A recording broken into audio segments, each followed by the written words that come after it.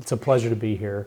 When I knew it was the last week of class, I'm not surprised by the attendance. And same thing would be true at Rice, by the way. Our last week of class was last week. So I'm in the process of grading term papers now. So maybe a week ahead of you guys a little bit. Anyway, no big deal. I like to talk about or frame discussions around energy, and you're going to hear a lot of elements of what we were just talking about casually around the table and what I'm going to say from the global perspective first, and then drill down a little bit.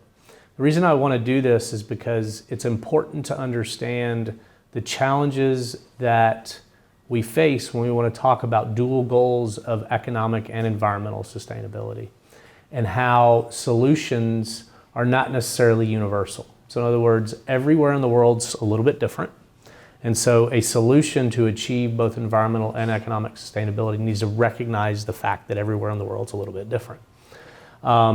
Too often, however, in broader public policy discourse, a single solution is often promoted. And that's ultimately what leads to its failure. And I'm going to expand on that a little bit as we move forward.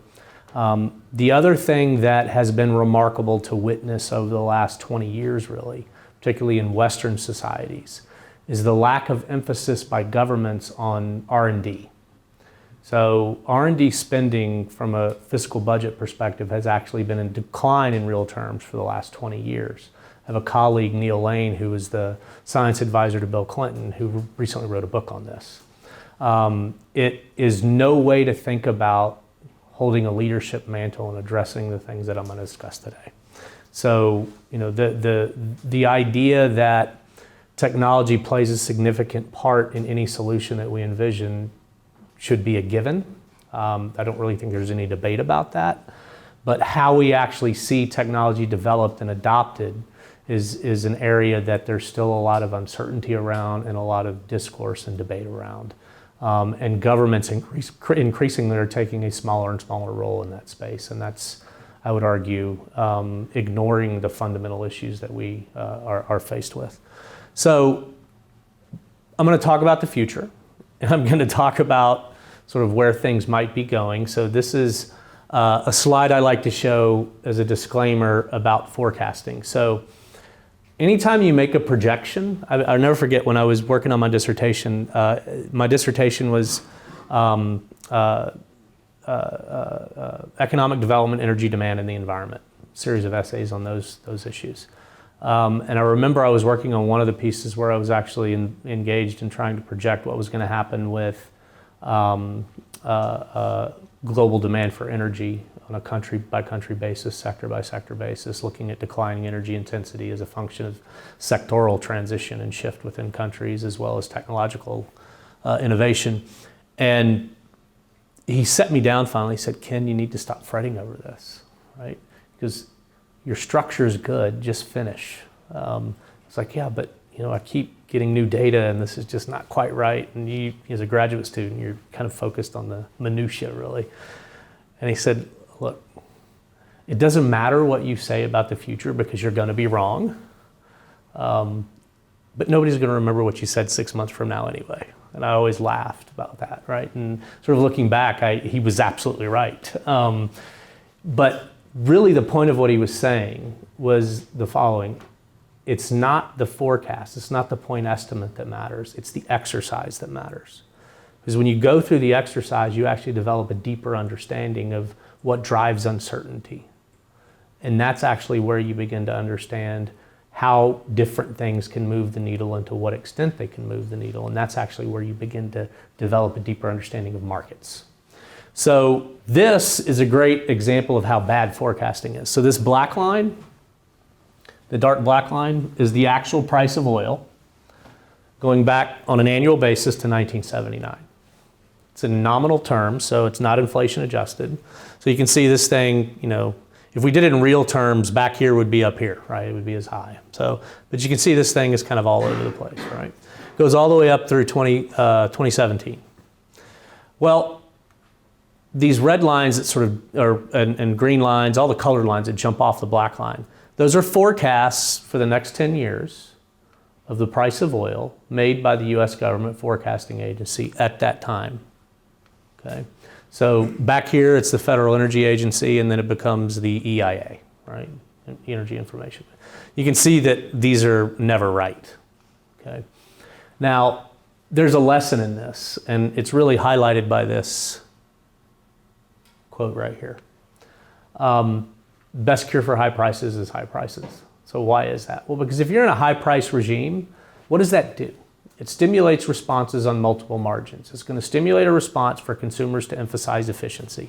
Why? Well, because you want to reduce the cost of an energy service. Right? You can do that by raising efficiency or doing something to lower price. Either one works. Right?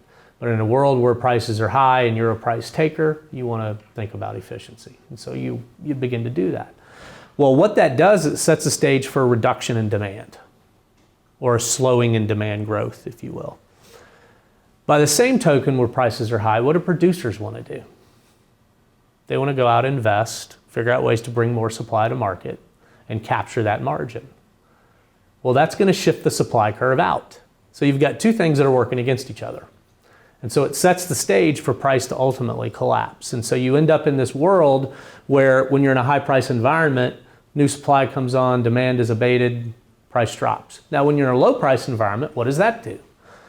Consumers don't really care so much about efficiency because they're not getting hit in the pocketbook the same way they were before. And so other things begin to matter. So you got to remember, we were talking about vehicles and transition in vehicle stocks earlier. Efficiency is not the only reason people buy a certain car, right? There are other attributes associated with a car that consumers demand. It might be, I want a bigger car because I feel safer in it. Or it might be, I need to put 4 kids in the back with all their baseball equipment, and the Prius doesn't allow me to do that, so I'm going to buy an SUV. So all these other attributes matter, and when fuel prices are low, those attributes actually bear the consumer more utility, and so they dominate. And so you end up in this situation when you have low oil prices or low energy prices, consumers begin to see those other attributes be the dominant driver of what they're buying. The 90s, so if we sort of fast forward to right here, right? Era of relatively low oil prices, robust economic growth in the developed world. It's also the era of the SUV revolution, right? And this was not unique to the US, by the way, okay?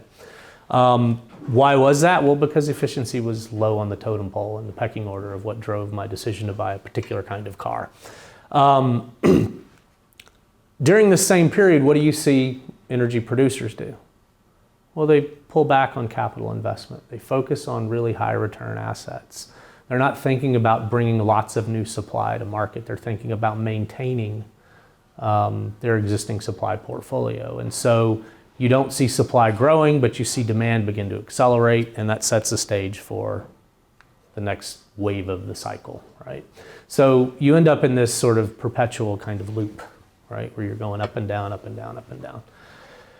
What's interesting about all that is when you look at the forecasts, you can see elements of myopia, and you can actually test this econometrically. But basically what comes out is anytime you see prices sort of moving in a particular way for 3 or 4 years, the next forecast will maintain that trajectory for the next 10 to 20.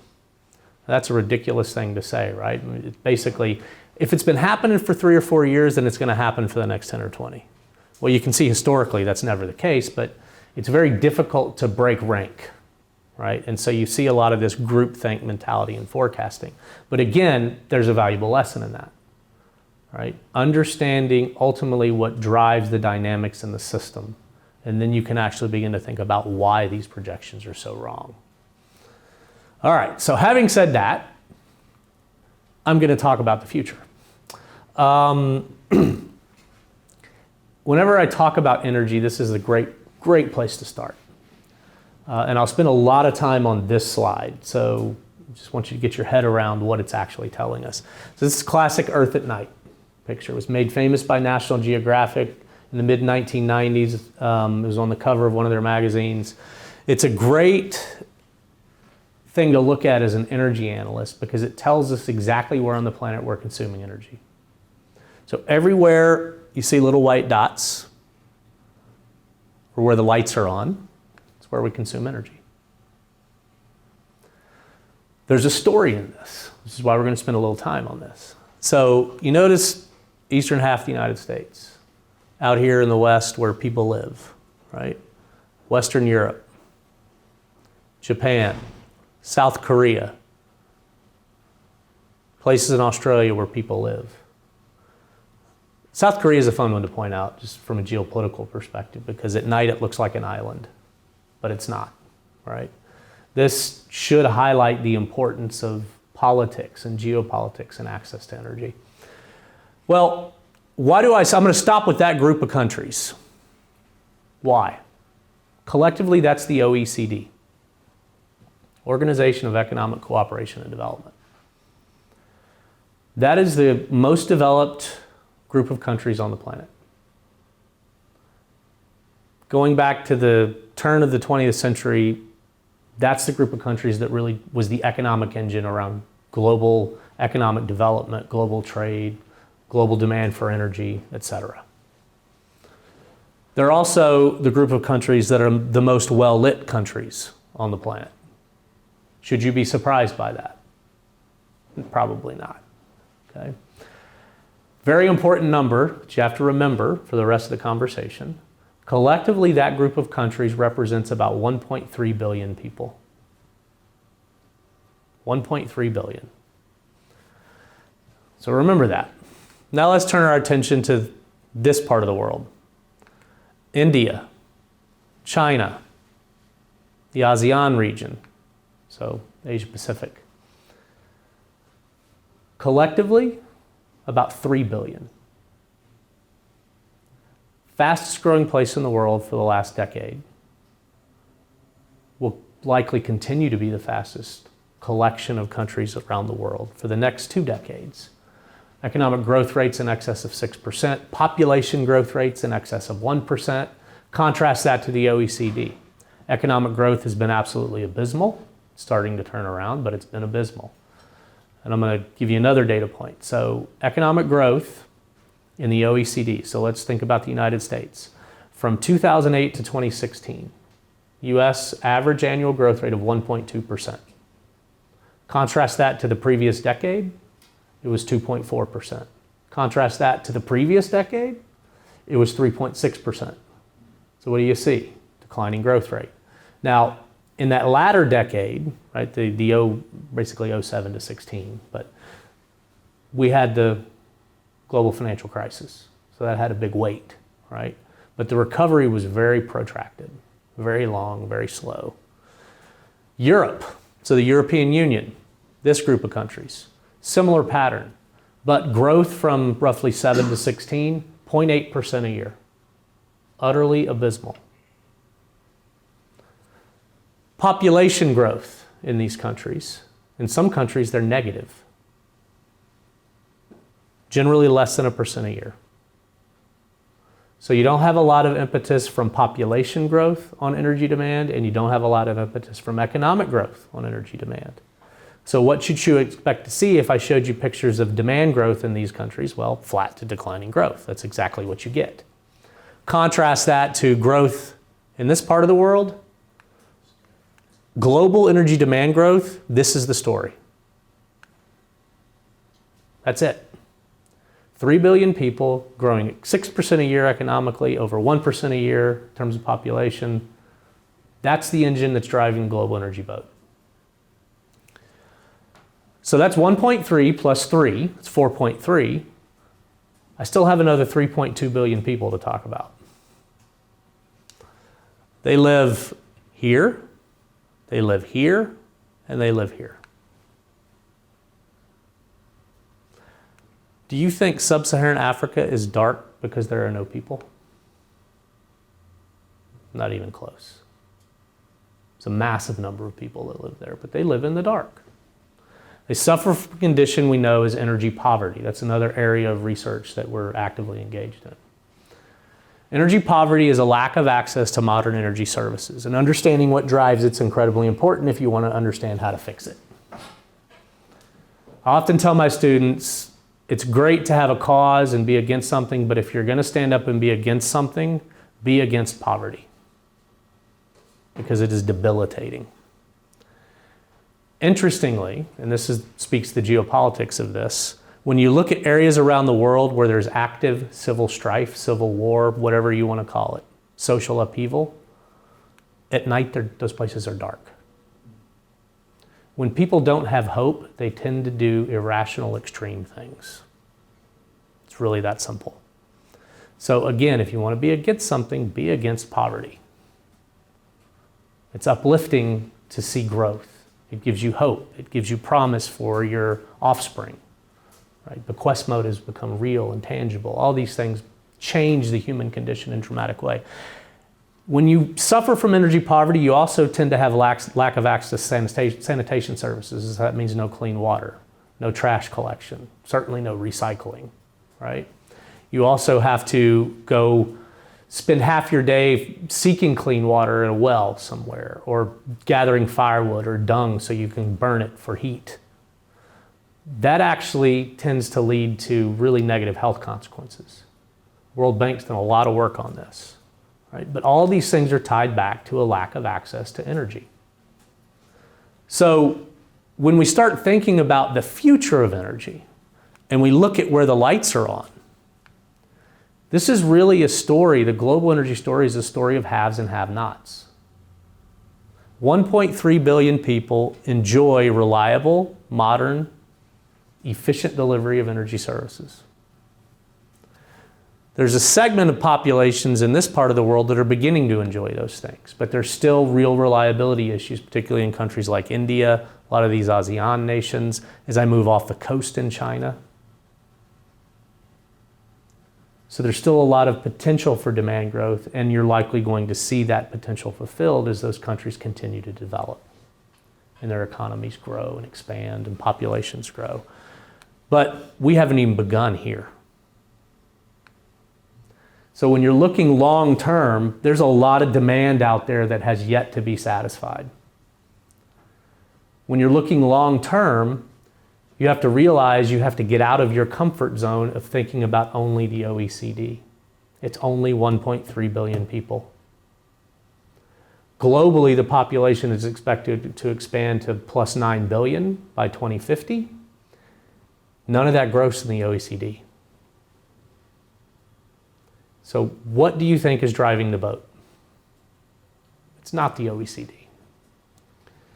So I like to talk about this because when we get into broader conversations about, issues related to climate change, right?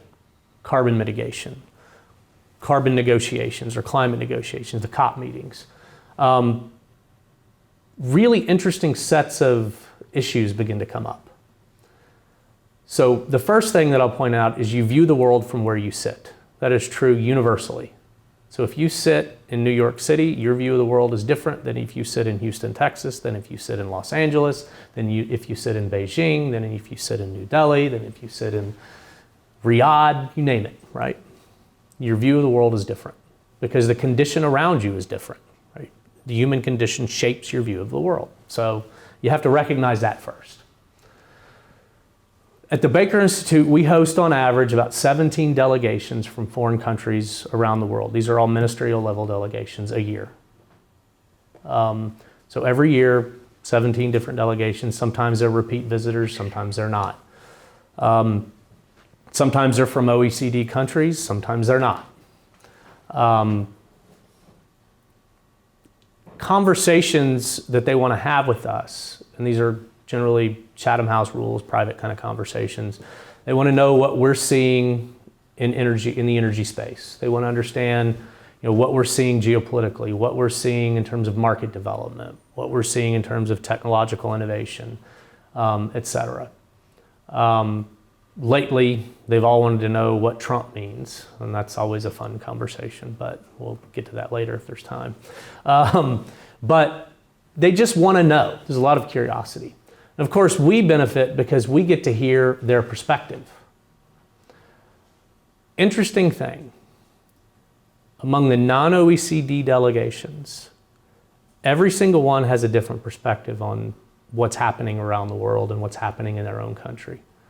But there is one universal theme that is common across every single non-OECD country. And It was shocking to me the first couple of times I heard this, but the more you hear it, the more you realize, damn, there's something here. Disdain for the way the COP meetings, so these are the meet like Paris and, you can kind of go down the list, tend to be dominated by OECD-centric thinking. And I was sort of taken aback the first time I heard this. I said, well, please explain what you mean. And it was very aggressive. You don't understand the situation where we live. You want to talk about natural gas if you're in the United States. We don't have natural gas. You do, and it's cheap. Use it. We're going to, yes, develop renewables, but we're also going to develop coal. So in this particular instance, I'm talking about a delegation from India that we hosted in July after the COP meetings. And I was like, wow, what do you mean?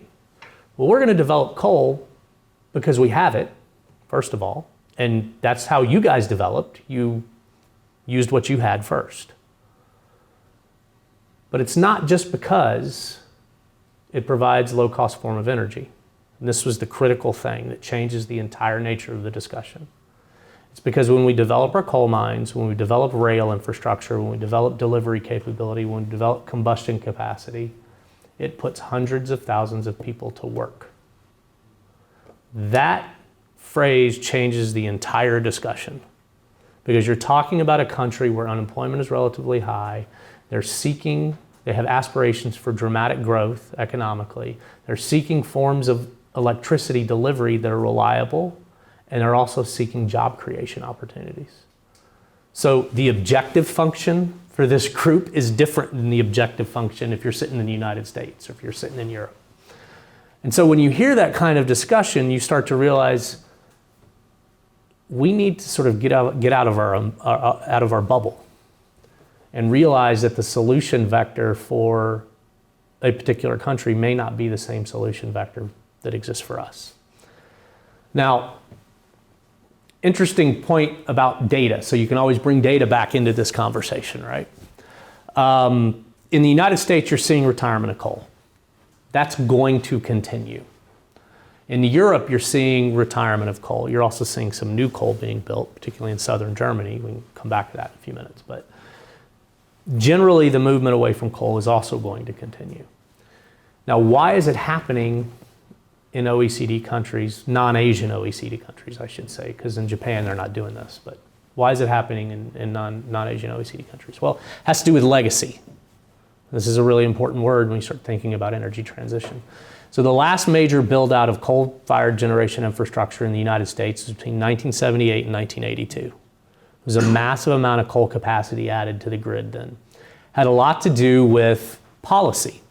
So back in the late 70s, there was a massive concern we were running out of natural gas. And so you were actually not allowed to build natural gas combustion capacity. And so that sort of painted you in the corner. Okay, what do we do? Well, it's going to be coal. And so we built a lot of coal. Well, the thing about energy infrastructure is once you build it, you're stuck with it for a while. So you be careful what you wish for. It's kind of the point, really. But a lot of this capacity was added with a design life of about 40 years. 1978, 1982, that's 2018 to 2022. Where are we right now? 2018, right? We're right at the beginning of the 40th birthday of a lot of capacity in this country. The stuff that's already been retired was over 40 years old.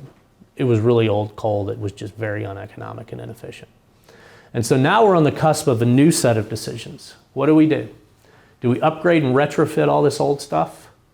Or do we retire it and use something else? Well, that's an economic decision. And it's an easy one because gas is cheap. And there's a lot of wind capacity that's available and solar's expanding. And it's penetrating the market in a way that we've never seen before. So retiring that old coal is a simple decision. So you're going to see this landslide of coal retirements continue well into the middle of next decade. So the power grid is transforming dramatically, but it really didn't have anything to do with policy. More than anything, it has to do with legacy. Similar sort of issues face Europe. Now I'm going to contrast that to China. Why don't they do the same thing? Well, they're retiring some coal, but it's really old, like dinosaur coal, right? It's just horrible. They're building more megawatts of coal capacity than they're retiring. It's just newer, cleaner, more efficient coal, right? So the environmental footprint of the new coal is not the same as the old coal, so that's generally a good thing to hear. But over 60% of all of the coal-fired generation infrastructure in China, all of the infrastructure to move coal around China, is less than 10 years old. Do you think they're going to retire it in the next 5 years? Not even close. What's the biggest and most important point? And again, this goes back to you view the world from where you sit. What's the biggest and most important punchline in every 5-year economic plan in China? Anybody have any idea? It's a target rate of economic growth. So do you think they're going to prematurely retire a massive chunk of coal-fired generation capacity and bear a massive stranded cost in doing so? No way. That's exactly right. So you get into this really interesting conundrum if you're in the West. Look, we're doing this. Why aren't you? Well, it has to do with legacy, right? It has to do with the cost of the path. And so that's why China in the Paris meetings agreed their voluntary commitment was to do something, but not until after 2030. That's a convenient date, right? Given the path they're on, they're actually growing nuclear power capacity in China. They're growing coal capacity in China. They're also investing heavily in renewables. But again, 1.2 billion people. They've got to do it all. Don't get lost in, oh, but they're expanding renewables and stop there. You're talking about a scale of infrastructure requirement to deliver electricity in a reliable way that is unparalleled. It's never been seen before. In the United States, how many people are in the United States? Anybody know? 780 million. Oh, you're way too high. It's a little less than that, right? It's about 324, I think now, 324 million people. So the scale of the electricity infrastructure in this country is massive. It's way larger than what they have in China. It's absolutely massive. It's also incredibly redundant. Redundancy is an incredibly important characteristic of electricity generation because it allows you to avoid problems associated with singular outages. Okay? So reliability requires redundancy, which requires scale. So if you want to think about China achieving the same scale on a per capita basis that we see in the US, they haven't even begun to scratch the surface. I mean, there's a massive amount of investment that's going to happen, and they're going to do everything. Absolutely everything. So that kind of makes you stand back and say, well, if you're talking about carbon, you're talking about a problem of the global commons. What do we do? Do we tell them they can't develop? Well, that's not going to work, right? That's where these voluntary commitments begin to fall by the wayside, and you have a totally different conversation. Do you actually go to war over this? Well, it's probably not going to happen. Do you try to use the World Trade Organization and treaties and other things? That's probably not going to happen. What are we left with? R&D. It's not just about deployment, it's about research and development. And that gets back to a point that I had made earlier, right? So when you're looking at the global energy challenge, it's a big challenge and it has to do with the scale of the problem. Right now, a lot of policymakers tend to be stuck in the mindset of scale as it pertains to the OECD. That's 1.3 billion people. We have another 6.2 billion in the current environment to deal with. By the time we get to 2050, we're talking about another almost 8 billion. It's a totally different discussion, right? So what do we do? What do we do? It's a tough thing to address, admittedly. And you can kind of get paralyzed and sort of freeze and think, oh God, there's no solution to this, right? We're just on it's a train wreck happening in slow motion. There's nothing we can do. And a lot of people kind of get to that point and then they get angry, right? And they look to extreme solutions. In reality, none of that's necessary. I think I said it earlier when I was at the table. I'm the ultimate optimist. I actually think that we will figure this out. Human beings tend to be pretty, that sort of sets us apart from the rest of the animal kingdom. It's what's up here, right? We figure things out. I think same thing's going to be true. This is the problem that John Malthus wrote about with regard to agricultural productivity and the expansion of human populations, just on a different scale. We figured that out because we realized, well, he was wrong, because we can introduce capital stocks and technology, and all of a sudden productivity is a totally different animal. Same thing applies. Technology's not static. We're going to be able to continue to develop, and things will change. It really is an issue of pace and scale. So when we sort of went the wrong way, have this conversation, it's always fun to show this slide too, because it highlights a point that I think a lot of people, particularly younger people, don't even have any idea about. Now, this magazine cover, Popular Science, I'm not going to tell you the date yet, but you see it, little solar cell. Sunshine into electricity, new research brings solar cell power closer to your roof. So I share this with my class every fall. Looks like it could have been, done within the last couple of years, kind of thing. Then you look up at the top corner, it says sporty performance, high MPG from GM's new J cars. And everybody's, what the hell's a J car? Well, it's kind of the point. Then you kind of migrate over a little bit and you see the date, April of 1981. You sort of scratch your head and say, are we just in another phase of a cycle? It's a legitimate question to ask, right? To answer that question, you're going to have to look at what drove us to this kind of discussion back in the early 1980s and compare that to the state of the world today. So what was driving that discussion back then? It wasn't an environmental motivation. It was an energy security motivation, and a motivation to do it domestically so you're not exposed to international market forces or international upheaval. That was a very different energy world. In fact, this is something we've written a lot about. Achieving energy security through isolationist policy is no way to achieve energy security. In fact, it's expanding trade and making more fungible and deeper markets means any one random shock is mitigated dramatically through the expansion of arbitrage opportunity. So, the mindset that drove policy and a desire to do this was completely wrong-headed. That doesn't matter, but that's ultimately why it failed, just to be blunt. Well, you actually saw, as a result of that,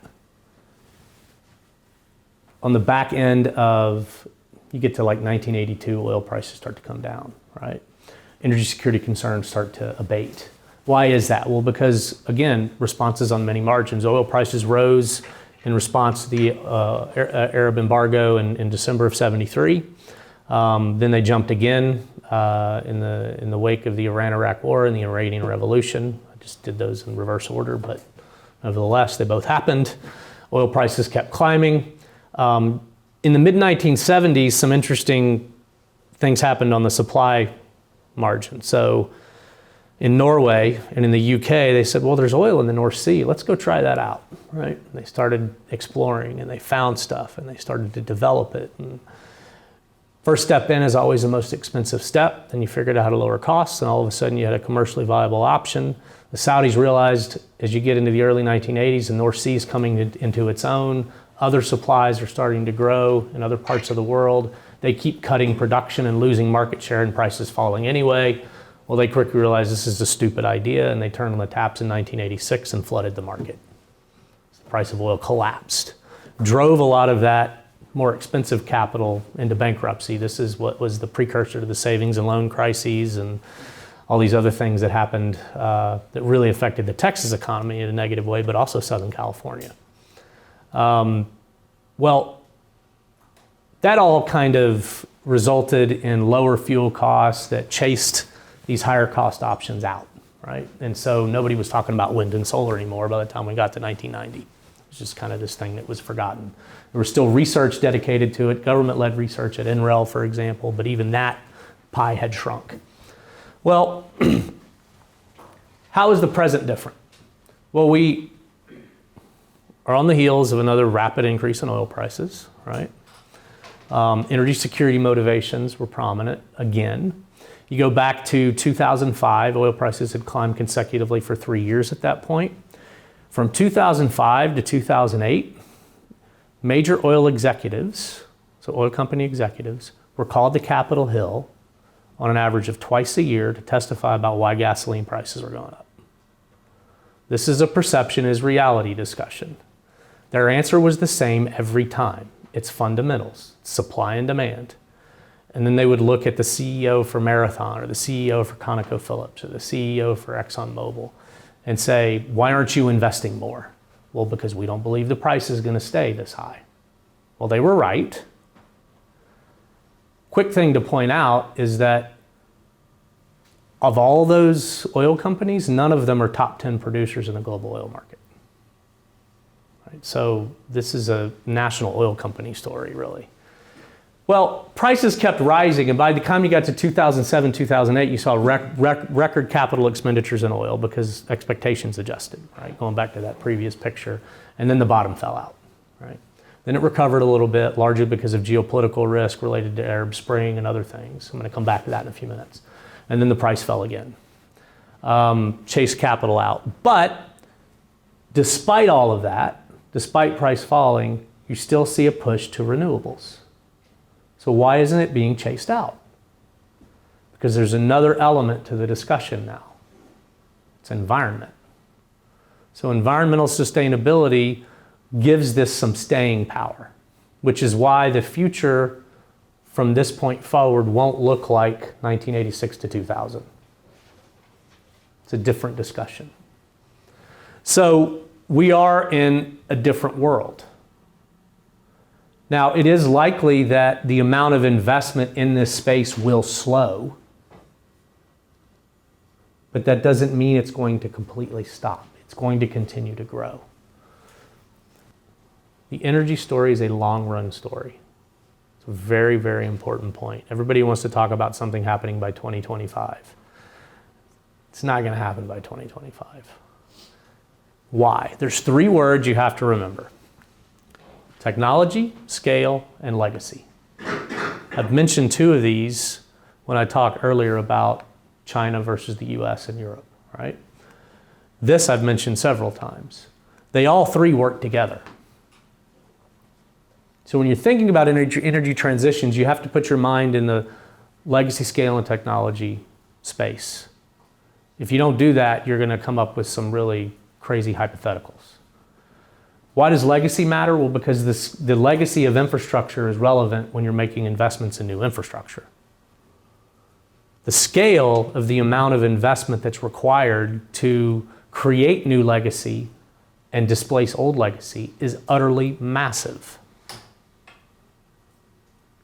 Technology is embodied in all of those investments. It actually can change as a result of that the competitive paradigm between different fuel choices.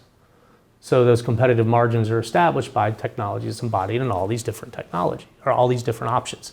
So why does that matter? Well, we often talk about all the innovation that's occurring in the renewable space, and it is impressive. It is utterly impressive, and it's going to continue.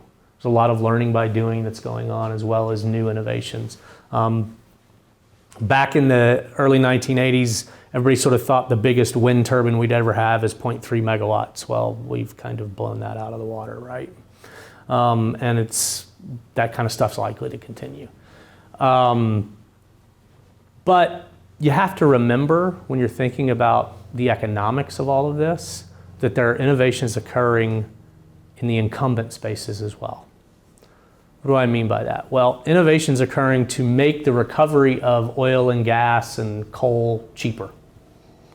Innovations occurring to make the combustion more efficient.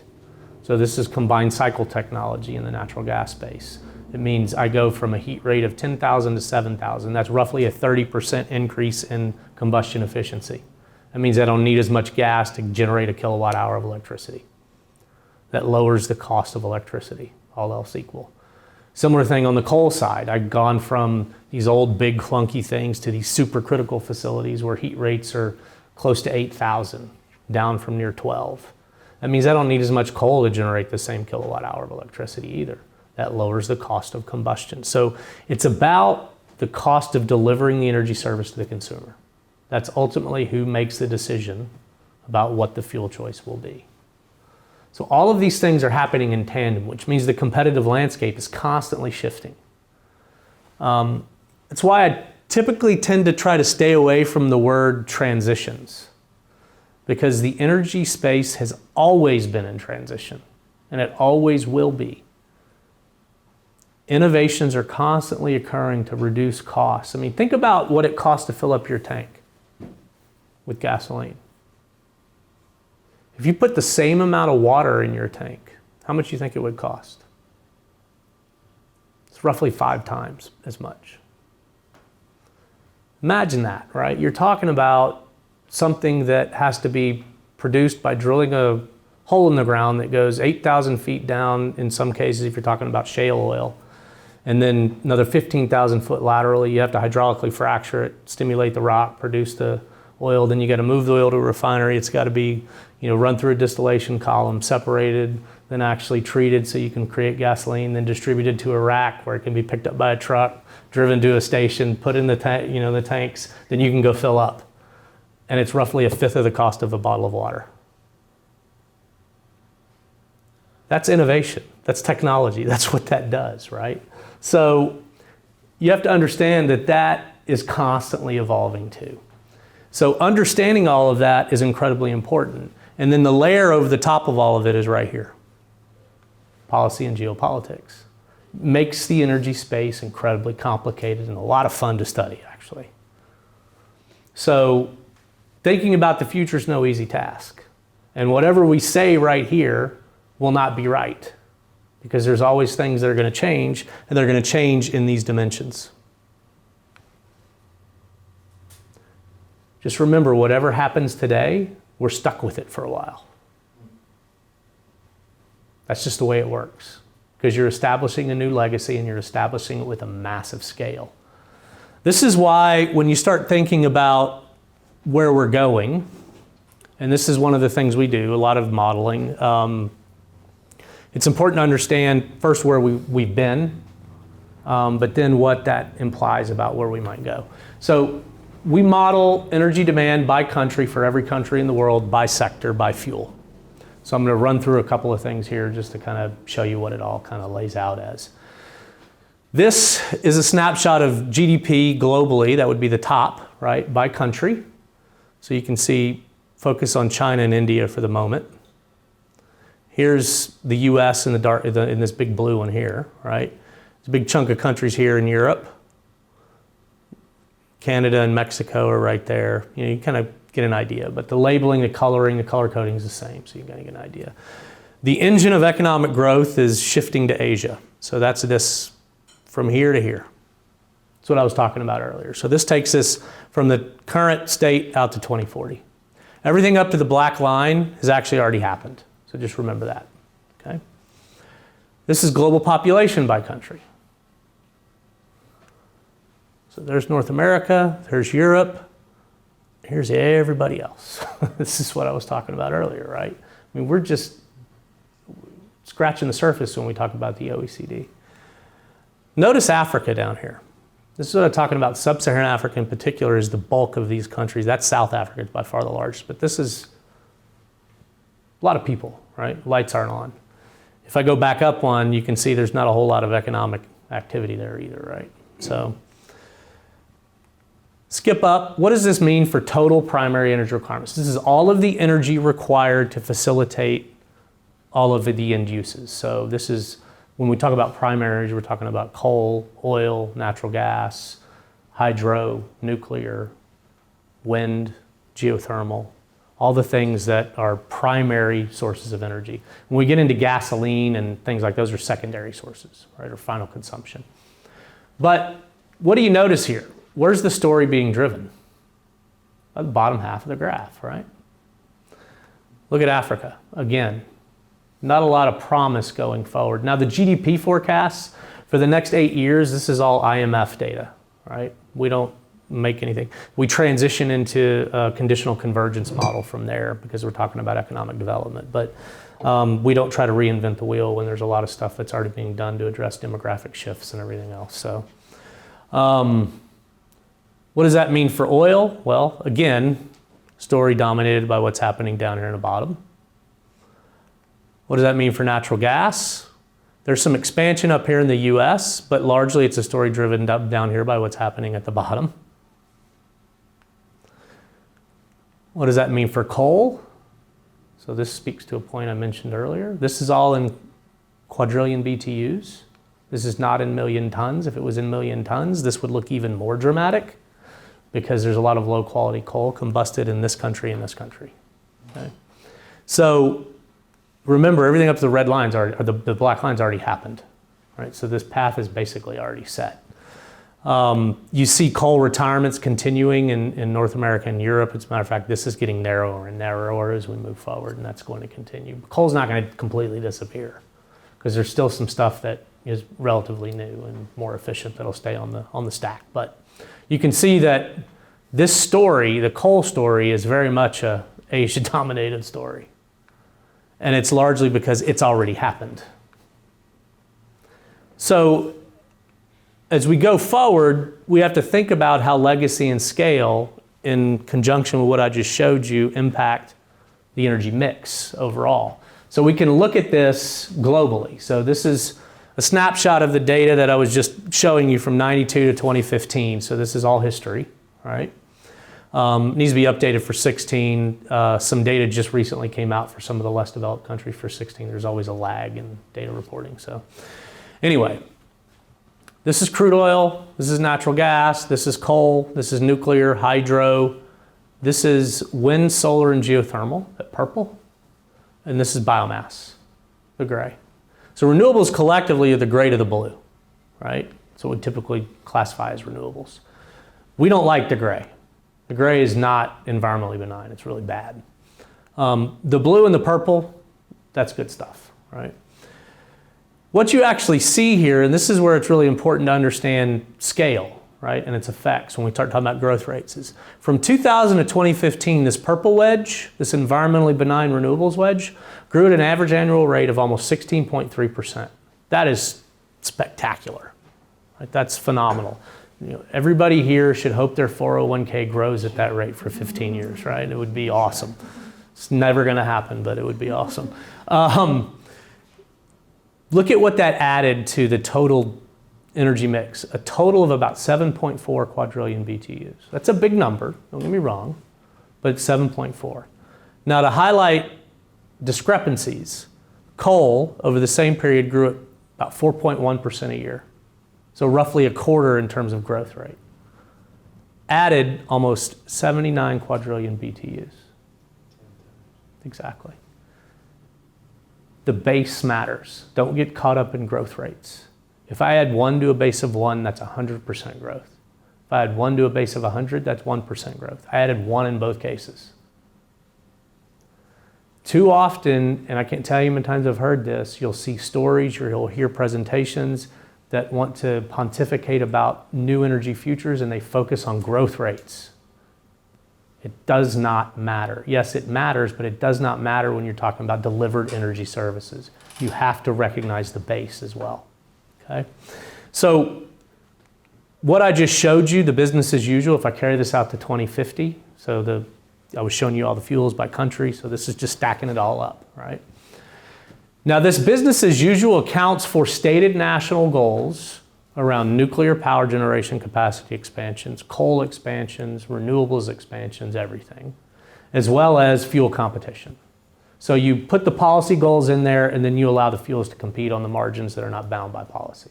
That's how the model works. So when you do that, you see oil is pretty much flat. It grows a little bit, right? 0.7% a year, but that's really low growth compared to where it was previously. Natural gas is by far the fastest growing of the fossil fuels, about 1.4%, adding about another 80 quads from 2015 to 2050. Coal, relatively flat, but still adding about 53 quads.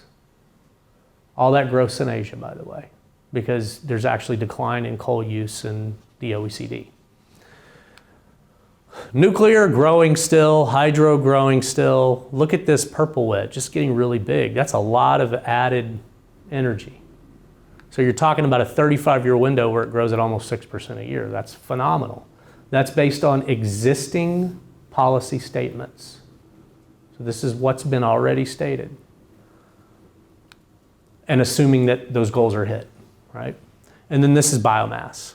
Well, what do you notice about this future out to 2050? It's still very dependent on hydrocarbon fuels. That gets back to legacy and scale. Technology plays a role. The role it's playing is it's allowing for this to expand more rapidly than any of the other ones, but it's building on a small base. And that matters because scale is incredibly important when we start talking about future energy systems. Now, I'm not trying to paint a dismal picture here. I'm just trying to inject some reality into a conversation because this is reality. You can change things, like change assumptions about renewables targets, change assumptions about efficiency targets. To get the top of this thing to flatline anywhere around 2030, the lift is Herculean. It's pie in the sky. Why is that? It's because all of the added or the additional growth in the top part of up here, so if it was nuclear, hydro, renewables, has to occur outside the OECD. Places where economies are still not as developed as they are here, places where new legacies are being established, places where you're trying to do the least cost option. Again, recognizing you view the world from where you sit, understanding what you can actually do. That's very important for these types of conversations. So, as you go forward, this is a really important component of the discussion. Because if you change efficiency targets, it actually lowers the whole thing, right? That's actually really important. So, big X factor technologically is what happens to energy efficiency. It's not just about mandating certain things. It's actually what can happen with regard to the delivery of energy services to make them more efficient. That's an R&D question. Again, I come back to R&D, right? But what is energy efficiency? It is a virtual source of supply. It allows you to do the same thing you did before with less energy input. It's a substitution. That's all it is. It's facilitated by technology. So as we go forward, you have to recognize that you can move those needles all you want. Regardless of how much you do it, fossil fuels are still going to be a really important part of that energy future. So what ought we be doing if we're really concerned about environmental degradation and environmental sustainability? If we're going to recognize that fossil fuels are part of an economically sustainable outcome, then environmental sustainability ought to focus on how do we make that as clean as possible. Again, an R&D question. You get into things like carbon capture. You get into things like energy efficiency. You get into things like talking about water, like we were earlier, water treatment technologies. Because as you're producing oil and gas, you produce water too. You also need water. So there's a lot of interesting, very challenging questions that are engineering, economic, political science questions that need to be answered. Point here is looking out at the future. And this is something that I actually have, it's a pet peeve of mine because I hear people in the energy industry say this all the time, particularly in the oil and gas space. As a matter of fact, there was a member of the Texas legislature that recently said this, and I took umbrage with it, but anyway, he said millennials don't want to work in the oil and gas industry because they're being misinformed. And I teach at Rice. My view of millennials is entirely different. That's not the issue. The issue is you got to get off of your poor me horse and start giving these people interesting problems to solve. Change the narrative because there are lots of interesting problems to solve. And it's unavoidable. We're going to need this stuff. We're going to need everything. You're talking about 7.5 growing to over 9 billion people. You need it all. So you need to figure out a way to make it environmentally sustainable. Change the narrative. Make it interesting. Now, at Rice, maybe it's a bias selection, or a bias sample, but I teach students who are going into the energy industry. I see about 150 students a year through my classes. They're all going to the energy space. They're very interested in oil and gas. They're very interested in renewables. They're interested in everything, right? They're always interested in the cool problems to solve, how new technologies are being applied. I actually show a video that I got from, we were on a site visit, and I saw this video that Chevron had of a deep water exploration project. This is a blind faith project. And it was remarkable, so remarkable that I asked the guy when he was showing, I was like, can I take that and show it to my class? Well, I got to get clearance to give it to you, but they ended up giving it to me. It shows from exploration to first oil, the whole process that's involved in a deep water project. It's eye-opening to show this to my students because they don't realize how technologically intense the deep water industry is. It is actually the largest consumer of high tech on the planet. And nobody realizes that until you see it, but it is. And it actually changes the way they view that industry because typically, and a lot of you may be this way, when you think of the oil and gas industry, you're thinking of a scene from the movie There Will Be Blood, right? Where you've got this rig on a wooden pier and it's really ugly and dirty, and that's not what it looks like anymore, right? That's because technology's evolved and it's going to continue to evolve. But that gets to a point about addressing environmental sustainability. Right? There's a lot of really interesting problems to solve across the energy space, across the energy landscape, and we ought to be addressing them all because we have to. We absolutely have to. So one of the ways to do that, again, coming back to what I said at the very beginning, R&D. It's imperative, absolutely imperative. So I want to just spend 2 more minutes, if I can, and talk about crude oil as a sort of microcosm of everything we just talked about, because it's a great way to show how data over the last decade is revealing exactly what we're talking about here. So in the US, this is a story that is well documented, right? You've seen dramatic production growth in both gas and oil. A lot of it's, wrong button, has been driven by shale. That's the dark bit down here. So shale is a game changer. To understand how big a game changer it is and understand sort of where it's going to be coming from, you just have to look, right? You can see it's going to be geographically very intense. But you can look at what it's meant globally. So if I go from 2008 to 2016, and I look at the change in oil production first for every country in the world, that's the graphic I get right here. Everything below this line, you saw a decline in production. Everything above it, you saw an increase. So how many of you have heard somebody say the increase in oil production that we've seen globally is all because of shale? Has anybody ever heard that story? Somebody has, good. That's nonsense. That's not the case. You can see that here, hopefully, right? Well, I want to start with a negative to sort of highlight the relevance of geopolitics, above ground issues, and then why shale matters so much. So if I look at these countries, I start with Mexico and Venezuela. From 2008 to 2016, production was in decline.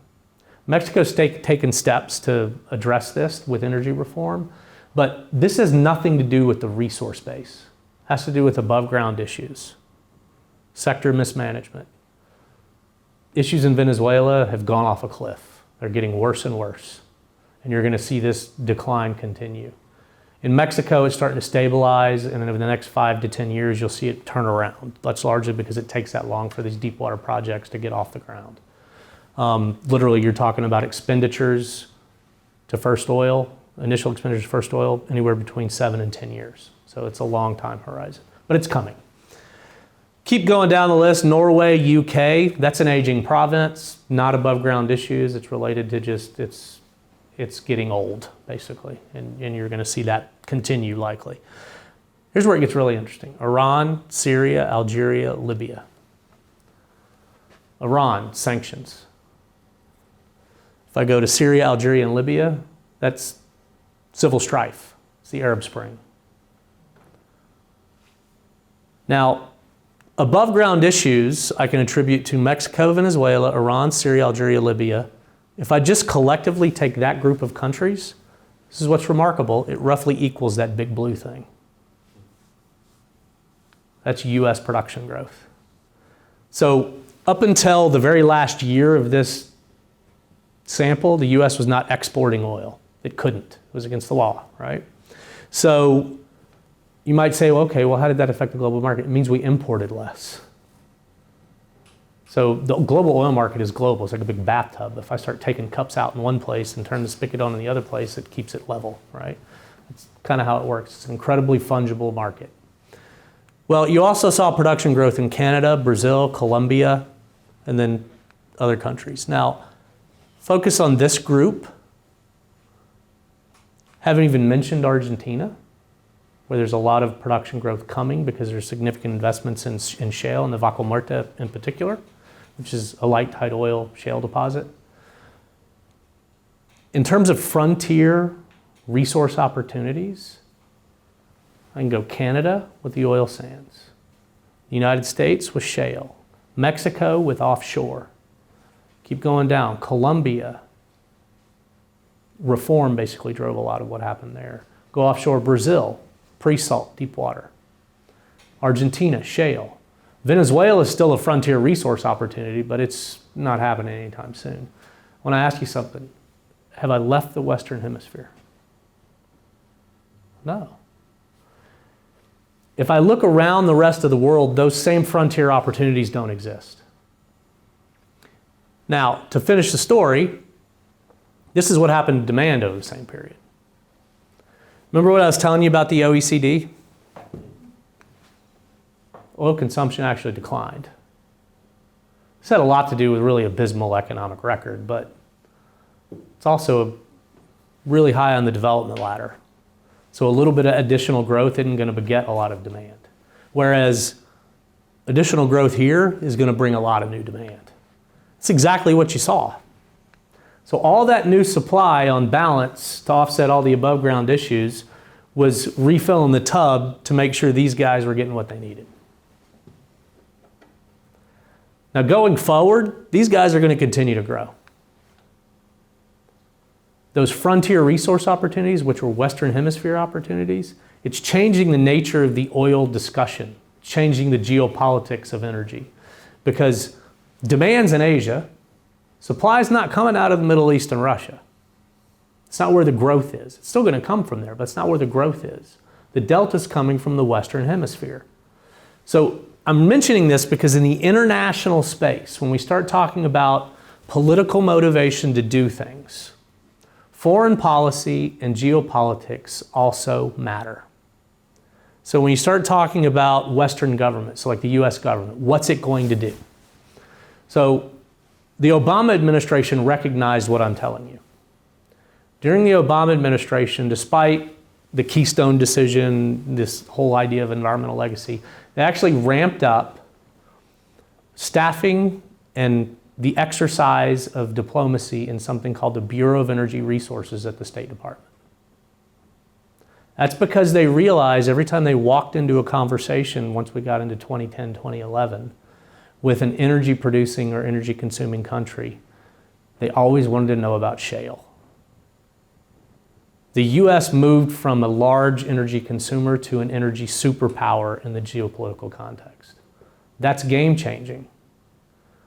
What that should tell you is that the US is not going to do anything anytime soon to handcuff shale, because it carries a lot of political weight outside of our borders.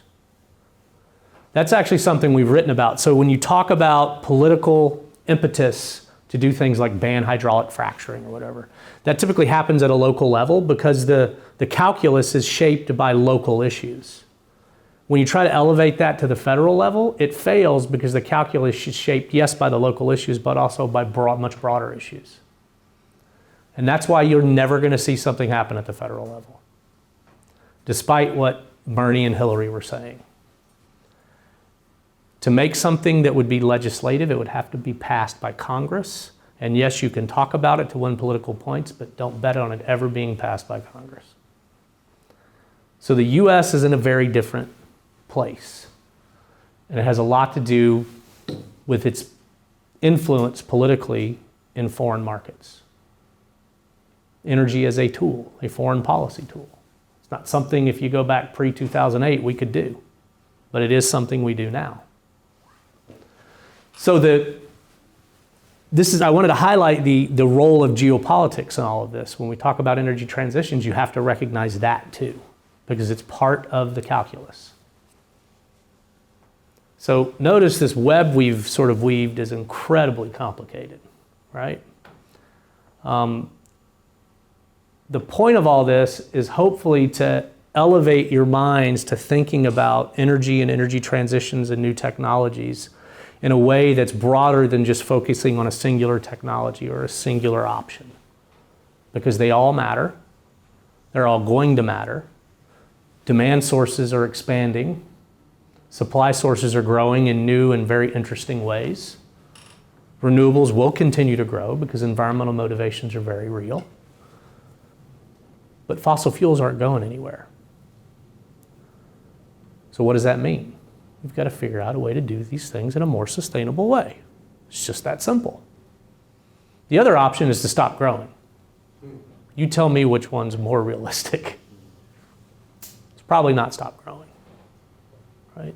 This actually gets to a point Antonio and I were talking about earlier today in dealing with global environmental issues, about adaptation versus mitigation. At some point, adaptation needs to be a very real part of the conversation because of everything I just said. You can do things locally to mitigate, but if you're talking about issues that are problems of the global commons, the marginal benefit is negligible. But the cost borne by the local community is not, which means it's not sustainable politically. That's why you have to get into a discussion about adaptation. So these are some things that we've been kicking around with each other and talking about. Thank you.